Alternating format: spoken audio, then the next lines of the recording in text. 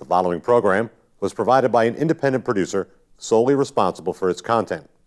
The opinions expressed do not necessarily represent the views of this station, its staff, board of directors, or underwriters.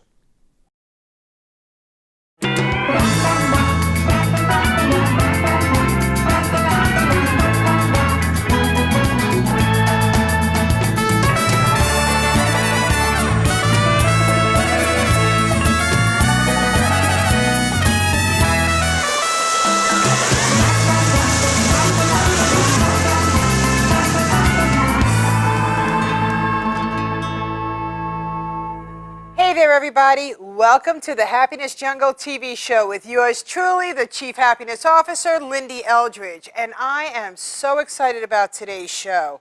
It's something that I am extremely passionate about. You know, back when I lived in the South Florida area, I owned two businesses, and one of them was a pet store.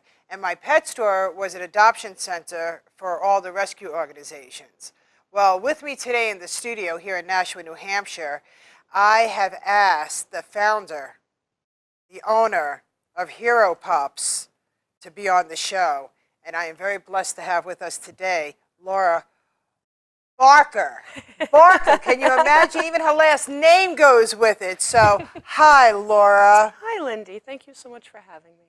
Laura, your mission and your cause is so important to me that I am excited to help you get out the word. And I love how we're helping veterans, and I love what we're doing for the people that serve us every single day in our lives. And they come back with challenges, and we get to help animals, too. Yeah. How awesome is that? How, you know, so you have put together a nonprofit to serve people with humanity and animals that are just, well, unconditional love. So share with our audience today. I want you to know that my show is all about how can we help our audience get involved in something that they're extremely passionate about, that they could really understand and gravitate that they have a mission in life, yours. How did all of this start, first of all? And I love the title of our show today, A Woman with a Dream. A woman with a dream. How many of you have a dream? You're going to hear how this special angel right here got started. So take it away. I want to hear right from the start. Oh, that's a long start. I know, but everybody has a start. The Hero Pups has a start. It does. I had a background doing rescue, and it was rewarding to get the animals out of bad situations and get them into new homes. But I also had a background training service dogs and working dogs. So the service part was more of a working platform, scent work, that kind of thing, search and rescue. Mm-hmm. But we had a issue in the family, and one of my children was hurt in Afghanistan. Oh. And during that process, when he was in the hospital, I got to see a dog come in and visit some of the wounded warriors that were in the hospital. Wow. And when that therapy dog walked in the room and I got to see how one of these young men reacted, it was that aha moment. It was that moment that this is what I'm supposed to do. How long ago was that? 2011, July. Okay. And your son? My son. Talking about? Yep, my son. He was in the Marine Corps, and thank him for us. Thank you. Mm-hmm. And he was shot 3 times in the chest. Oh so it was a long recovery. You know, there's really, what positive can there be in that scenario? You think there can't be one. The takeaway for me was to see that dog impact somebody's life. And I was like, wait a minute, we can do this. I can be a part of that. So it kind of started there. It started real small. I would train a couple of dogs a year, and I'd donate them, and that was nice. It was great. It was very rewarding. Right. And life changes, and I had a little bit more time. I was a little bit more secure with getting my kids through college and, you know, all the other life things. How many kids do you have? 4. 4 wow. cherubs. Okay. So it's not like you're just sitting home like knitting. You're a busy lady. Yeah. Yes, yeah. Keeps me out of trouble, though. So I found myself with a little bit more time, and I thought, you know, I can start volunteering for another organization, and maybe I could do this a little bit more, and I can reach more people. And I was finding out just how many of our service members would benefit from a dog. And there were plenty of dogs, and there were plenty of service members, so why not find something to put them together? Ah. And the more research I did, the more I saw things I really didn't like. Okay. I really didn't like people making money, making a lot of money, a lot And of the money. nonprofits, yes, that does happen. So we got a little cadre, as I call them, together, and we all brought our skills to the table, and we put them together, and we started a nonprofit. How long did it take you to put together the nonprofit? Because one of the things that I share with people is that a nonprofit is not easy to put together. Well, we had a few friends in special places that were Okay. very helpful, and you need those. You need a great network of That's people, right. and there's so many awesome people out It's there. not what you know, it's who you know sometimes. Unfortunately, sometimes it is. It is. So it definitely helped us.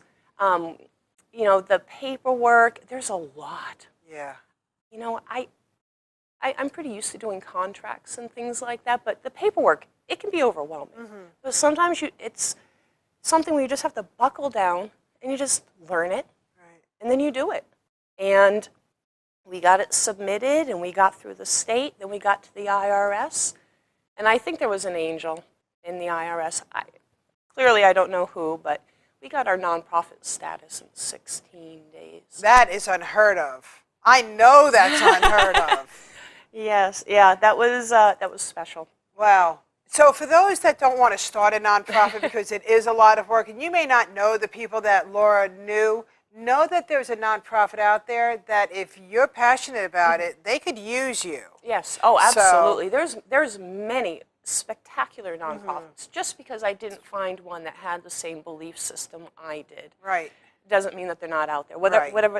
Whether your passion is animals or, you know, of course, veterans Right. or children or cancer, there is a good one. There Just is. make sure you do your research There you before go. you dive in. 16 days, you're a nonprofit. Oh, yes, we did it. Good stuff. I was so excited.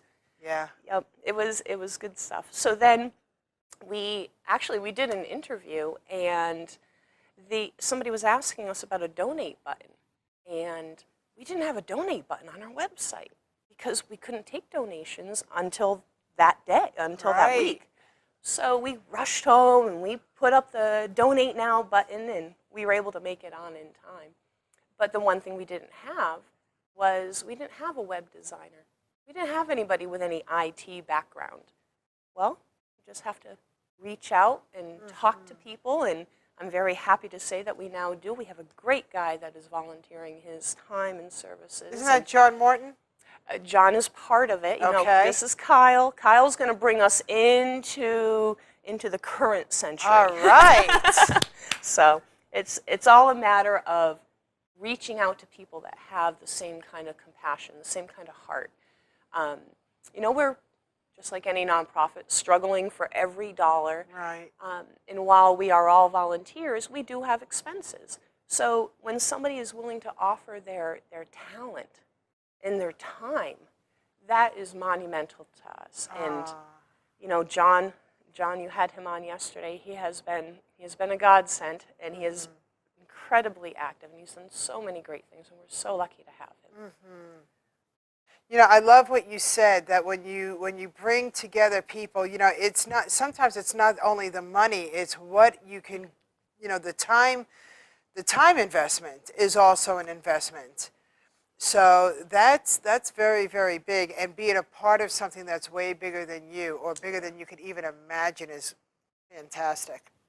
I like to refer to it as we, meaning Yeah. any nonprofit, we're Right. always asking for a treasure, a time, or a talent. Oh. And, you know, everybody has something that they can offer. So that thing that moves them, that thing that is inside them, Yeah. that draws them, that motivates them, the why, The why. just find it. And then there's somebody out there that can use those skills Yeah. or that time that you have. There's a way to help. Wow. Okay, so I know that in our audience we have veterans. I also know that we have other angels that are in the forefront of us, right? And you help them as well. Oh, Police, fire rescue. If there's somebody right now that is sitting there going, oh my gosh, I would love a companion, what is the procedure? Because there's no way, I can't believe that somebody could walk into Hero Pups and go, I'm a veteran, I stand in front of the lines, I want a dog. we want to help those people. Yes. We do. Can they walk out with the dog immediately? No. Okay. Is it like No. a pet store where they're like, sign the paper? No, we have a responsibility to the dogs as well. Do. Thank you very much. So yes. we are vetting everybody. Yeah. We start with vetting the dogs that we can take into the program. Not every dog is meant to be a service dog. Right. Some make great pets. They're good companions, and they go off and they live a great life, and that's awesome. Right. However, there are those special dogs that we can take further, and they can be all they can be. And I know that sounds kind of cliche, No, but it doesn't. there are some dogs that just, they want to please, they want to Yeah. do something for their human. And a dog just loves you. Unconditionally. They don't care what you're wearing. They don't care what happened to you yesterday. They don't care if, maybe you're grumpy today, or they want to make you happy. Yeah. And you could run out of your house and go get the mail, and they think you've been gone all day. When you come back, it's like the tails are wagging. It's like you've been gone forever. And meanwhile, you're only gone for just a few short seconds, and you came back, and that unconditional love is just always there. That companionship, So the veteran would contact you, and well, let me go back because you really did. You made a valid comment in regards to not every dog is a hero pup. Great companion. How do you know? Yeah, because a lot of people want to know that. How do they know which dog is good, which dog is just a companion and a house pet versus that servicing animal? I wish it was a science. We can Yeah. understand science. There's a lot of testing. There's actually profiling that happens, and aptitude tests. Who knew there was an aptitude test for a dog? Wow. But there is. We have some people on and involved with us that are animal behaviorists. So they will pick up on little tiny minute details that we might have missed during the testing part. So, if we are asked to take a litter, which very often we get puppies. We've had 2-day-old puppies come to us. We've had 10-week-old puppies. We try to help as many as we can. But if we find out that that's just not the right dog to put through the program, we aren't going to force it. We might be able to train it to do what we need it to do. But that's not a happy life for the dog either. Right. So that dog will be adopted out, and we have a waiting list for all of our flunkies. So we call them flunkies. It's just flunkies from the program, but they get to live a great life. So we will focus on the ones that enjoy it, that like the companionship to be right there. Some dogs, they're a little bit more standoffish and kind of like, I'll love you from afar. That's not quite the right fit for us. Right. Okay. So yeah, it's a process. It'll take a month just to find out if it's a dog that can stay in the program. Yeah, that was going to be my next question. How long? How long do you do that, and then the process of having them acclimate? Yeah, we do a lot of events. Some are bigger events, some are smaller. I think a lot of people assume that we're there fundraising. That's not it. We're using it for training.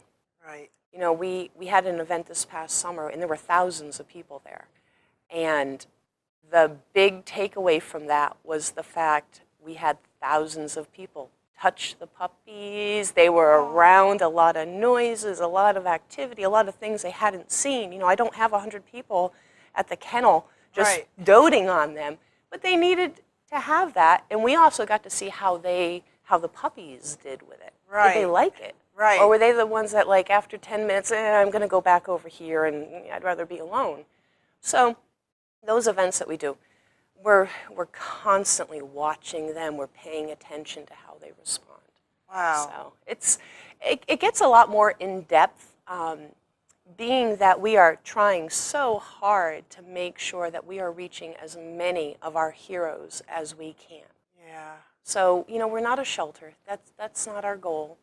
We get to help animals in the process, which is just the win-win. Wow. But we can't spend too much time on a dog that isn't going to like it. Right. Isn't going to be happy doing it. Right. And you're right. You know, you can tell. If you're an animal person, you could absolutely tell when an animal is happy or when the animal really doesn't want to do what you're asking it to do. You know, just like children, just like people in itself. Yeah. When you're around them all the time, you get to really appreciate and respect. Yeah. The word respect comes in here a lot. Yeah, and it You know, should. and it absolutely should. That's why I'm so excited about our show today, is because I've always respected animals. As a matter of fact, I feel like sometimes I've grown up in a jungle, you know, like Tarzan, and because I really understand when I look into an animal's eyes, I could kind of feel the heartbeat. I could feel the pulse, because when I was growing up, I would gravitate towards the unconditional love because I didn't get love from my family. It was the dog, the family dog, that when I walked in, you know, the tail wagged and just everything. So I really got to appreciate animals so much that, like I said, I became a rescue organization. And boy, I had my share of animals, from monkeys to pigs to gliders to, and rescuing all of them. So I love what you say when you know, the respect. It has to be on all accounts. Absolutely. You know, it really does. Do you keep in touch with somebody after they go through the adoption process? Oh yes. Oh yes. It is a process to get a dog from us. Right. They have to be able to advocate for themselves. They have to want to have a better tomorrow. Right. Obviously, we deal a lot with PTSD and TBI. Right. So that is a factor that comes into play. So we need to make sure that they understand, they being the heroes, Yep. As we call them, because it's not just veterans, it's That's also right. the first responders. Heroes. They have to realize that a dog can help with the symptoms, but we don't ever want them to think it's going to be a cure-all. That's right. So there's a process that they go through. You know, we do our background checks, and you know, their home visits, all that kind of thing. You do go to their homes. Oh yes, oh yes, I like that. oh yes. We want to make sure that dogs are going to be safe. Yeah. And you know, if there's something minor, you know, maybe it's a dog that likes to run a lot, and if there's a fence issue, that's something we can overcome. If the landlord won't let them have a dog, we could fight the battle, and we could say, but the service dog, but the landlord doesn't want a dog. Right. So now we have to reevaluate. How is that going to work out for the long run? Exactly. So we try to help whenever possible. In fact, I just last week helped a lady keep her service dog in that exact situation, but she already had the dogs, and suddenly there was a problem. Right. Okay, well, let's see what we can do. Right. And by help, you know, I made some phone calls. So, you know, it is sometimes who you know. It is. And having gone through some of these processes, you kind of know the lingo, who to talk to, and she was able to keep her dog. So, Oh, yay. that's beautiful. Yeah. So the service dogs, they have to have a certification. Mhm. Do you provide those certifications? Yep, they go with Wow. the dog. Sometimes the certification isn't a requirement. We work specifically with a dog in the hero. Right. Not every one of the heroes wants a service dog and says, I need to have it certified. Right. Some of them need something more of a support dog, Yeah. an emotional support. Obviously, that's a little bit quicker. That's a quicker process. Yeah. When you get into the service dog portion, you have to figure out whose rules you're following, because they're different everywhere you go. Right. The VA right. has their own set of rules, and you know. How true. Oh my goodness, you have to really keep up with everything. Yeah. And changes and the laws that happen. Oh, and, don't even get me going on the laws. Did John Yeah. tell you I was down in D.C. in July? Do tell our audience Oh. about it. Yeah, Crazy, right? Oh my goodness. A woman with a dream. A woman with a dream. You can't stop her. Within a year of getting our nonprofit, I was down in Washington, D.C. talking to the Department of Veteran Affairs. My goodness, who knew? I certainly didn't. But yeah, apparently the rules are different depending on where you go and who you're working with. So you have to stay up on that. And, Wow. you know, it's worth it though. It is worth it, isn't it? It's worth it. Mm-hmm. When you hand that dog over, and I'm sorry, but those big tough guys turn to little mush balls. And that's winning. Money can't buy that. That's right. That's right. Well, you know what? Those big tough guys end up being marshmallows anyway. We know that. They don't want to admit it, but most of the time that's true, and they have such lovely big hearts. And just to be able to serve the way they serve, and to have a companion that's an animal that's just unconditional. We have a T-shirt, and the saying on the back is, "Be the person your dog thinks you are." Oh my goodness. And sometimes I can tell people are reading it when I have it on, or my daughters will have it on. I'll watch their reaction, and you can see the animal people. They're like, "Oh yeah, yeah, my dog thinks I'm awesome." Exactly. And that's how every dog feels. Yeah. So they don't it's know. Natural. Yeah, they do know though, don't they? They know bad from good. They know bad from good quicker than we know bad from good. If a dog doesn't like a person, hello. I'm always a little suspect. I'm not a little. I'm a lot, and it's really the end, because I will believe in animals' intuition way quicker than my own. Way quicker than my own. When I was living in South Florida, I was a single mom. There was a knock on my door. I had a Springer Spaniel at the time. My first dog was a Springer Spaniel. Tipper was my dog's name, and rescued, and knock on the door. I opened the door, and it was a gentleman who obviously meant to do harm. His hand went on the door, and my dog, who was the friendliest, most loving, kindest, I mean, that's a great breed. They're just sweet and loving and smart. And all of a sudden, the teeth, you know, and the hair, and I swear, it's like all of a sudden it looked like a husky. You know, I mean, unbelievable. It knew. And I looked and I said, "Oh my God." And the guy was trying to get into the apartment, and the dog, again, just showed me, absolutely not, or bring him in. You know, he's mine. I'm hungry, right? And I value that so much, because that was absolutely a clue to me that this gentleman who looked like a nice guy wasn't such a nice guy. Yeah. You know, and it happened a few times with a few dogs that I had. A Doberman Pinscher did the same thing right after I gave birth. A knock on the door. A gentleman is saying that he's lost. Again, you know, the aggressiveness. The Doberman, animals are so smart, so smart. Goes behind the door, and he's like just waiting. Like, come on, let him in, let him in, you know. And I was like, oh my gosh. And I will never forget these things, you know? And then people walk into your home and they get excited. You're like, you're good people. You're good people. I actually had a similar situation. My first adult dog that I adopted as an adult, let the person in though, and then he wouldn't let him leave. Ooh. So it was a breaking and entering. So I came home, and there's a person standing in my bedroom holding a VCR. Yes, I'm dating myself a little, because it was a VCR. Wow, he wasn't going anywhere, though, was he? He wasn't going to leave, but I was like, couldn't you have kept him from coming in? He made a mess. Right. Yeah, but he was caught, you know? So never underestimate an animal. Never underestimate an animal. No. And never think you know completely what they're thinking. That's another lesson. You know, and that goes to the respect. Yes. You must respect. Yes, they can do powerful things. Yes. You know, and for the heroes out there, I love what you're doing. It is something, if you told me 10 years ago this is where I'd be, I might have been, it sounds nice, but I don't know anything about that. Right. But you do what you have to do if you're passionate about it. And if you want to make it happen, you find a way. Right. Those obstacles of not knowing how to write grants, you get over them. or you find somebody who can help you, That's or right. you don't know how to do a nonprofit. Learn. Yeah, ask. And with the internet and Google and everything else, I mean, today they make it much easier, don't they? They do. They do. And I have to say, we have a whole team.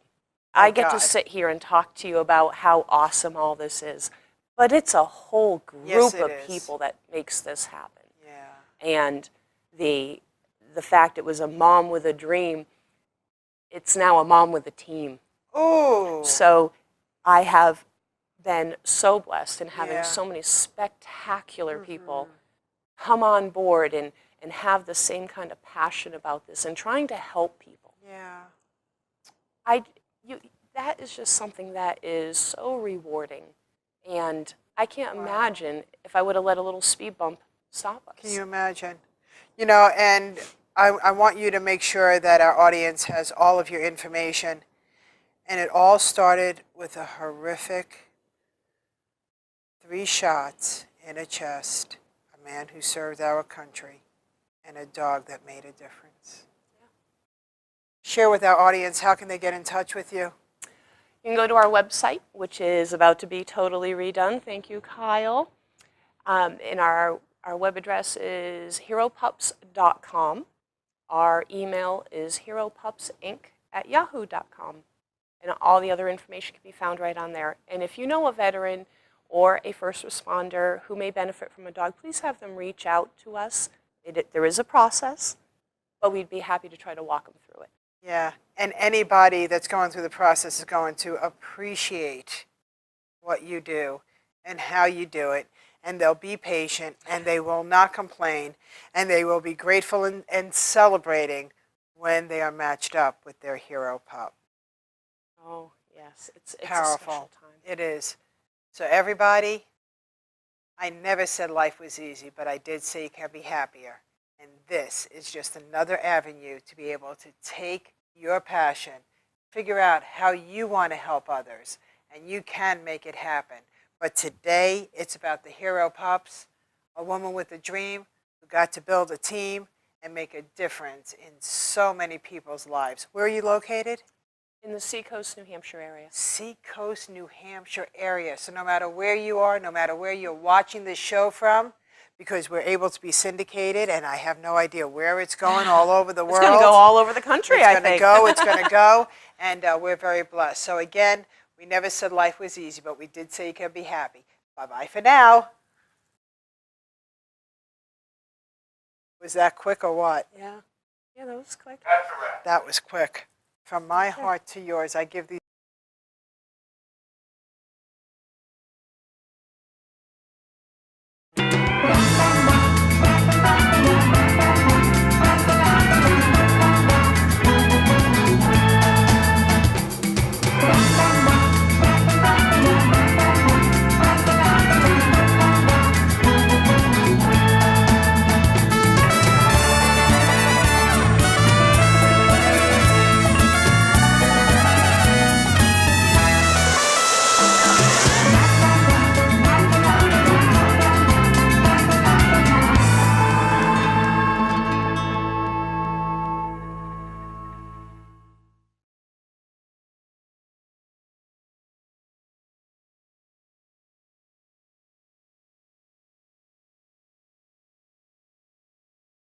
The preceding program was provided by an independent producer solely responsible for its content. The opinions expressed do not necessarily represent the views of this station, its staff, board of directors, or underwriters.